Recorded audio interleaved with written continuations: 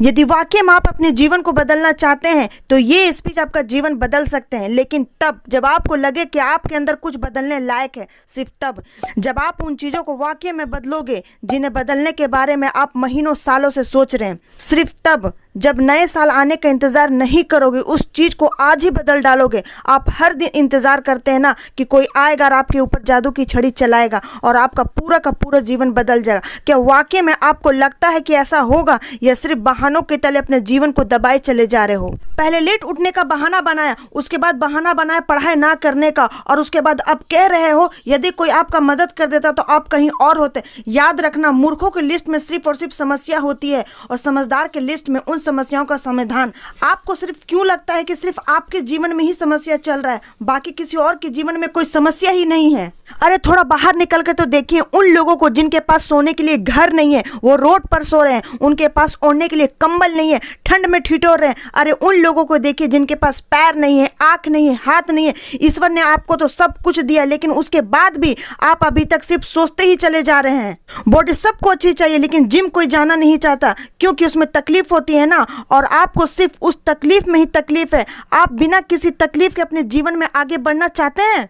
अरे चाहते तो स्टीव जॉब्स भी बहाना बना सकते थे, क्योंकि बचपन में ही उनके माता पिता ने उन्हें किसी और को गोद दे दिया था, लेकिन उन्होंने कोई बहाना नहीं बनाया और अपने जीवन में आगे बढ़े।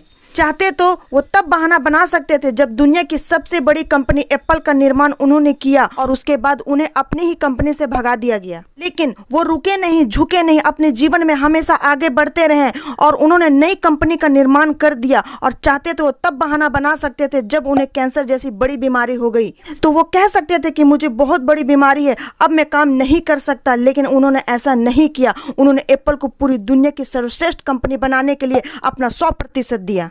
मुसीबतें हर इंसान के जीवन में आती है, लेकिन जीतता वो नहीं है जो मुसीबतों को देखकर बैठ जाता है। जीतता वो है जो उन मुसीबतों का, उन समस्याओं का हल निकालता है और अपने जीवन में हमेशा आगे बढ़ता है। तो आपकी जीत तय है। आप अपने आप से पूछिए कि आप मुसीबतों के सामने डट कर खड़े रहने वाले हैं या फिर हार मानकर बैठ जाने वाले हैं।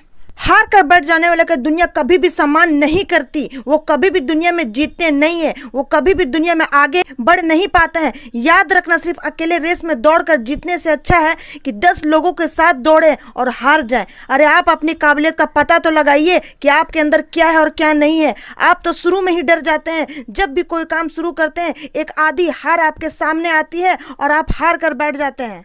आप अपने आप से सवाल क्यों नहीं करते हैं कि आपको आपके जीवन में चाहिए क्या? यदि सिर्फ सोचने से बच्चा पैदा होता तो इस दुनिया का हर एक व्यक्ति सफल होता, हर एक व्यक्ति अमीर होता, उसके पास हर वो चीज होती जो वो चाहता है, लेकिन वाकई में ऐसा नहीं होता है। जीवन का असली सच तो यह है कि आपको हर चीज पाने के लिए कर्म करना ही पड़ेगा, उसके बाद सब्र रखना ही पड़ेगा।